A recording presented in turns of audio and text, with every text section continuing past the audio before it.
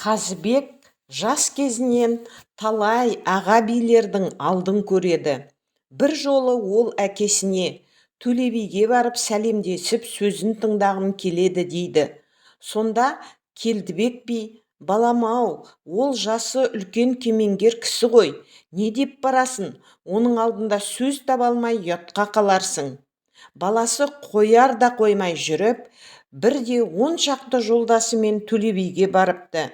Сәлемдесіп отырғанда оның әкесі Келдібекті жақсы білетін Төле би оған: шырағым, базбала әкесінен өтіп туады, базбала әкесіне жетіп туады, енді бір бала кері кетіп туады, сен соның қайсысың деп сынай сөз тастайды. Сонда Қазыбек бала саспапты: әкеме жете туған баласы болармын. Жарайсың балам, өзіме солай шамалап отырмын. Аға, алысыңыз қандай? Алысым жақын болды. Тәттіңіз қандай? Тәттім шырым болды. Несиеңіз өне ме? Шүкір, несием өніп жатыр. Осылайша Қазыбек жұмбақтап сұрау қоя беріпті. Төле би оған жұмбақтап жауап қайтарып отырыпты. Қазыбек ауылына келіпті. Әкесі оның қасына еріп барған жолдастарынан сұрапты: балам Төле бимен не деп сөйлесті? Екеуі жұмбақтасып сөйлесті, біз түсіне алмадық, дейді әлгілер.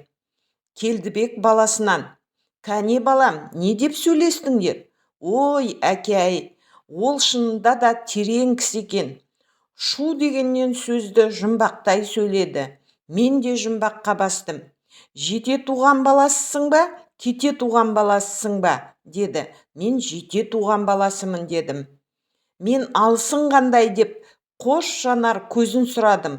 Ол алысым жақын деп жақыннан көретін жанарының тая бастағанын айтты. Мен тәттіңіз қандай деп ұйқысын білмек боп едім.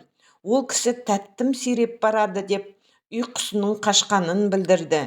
Мен несиеңіз өне ме деп балаларының қалай күтіп қарайтынын сұрап ем. Ол кісі шүкір, несием өніп жатыр деп балаларының жақсы күтіп қарайтынын білдірді. Келдібек баласының Төле би алдынан сүрінбей өткеніне риза бопты.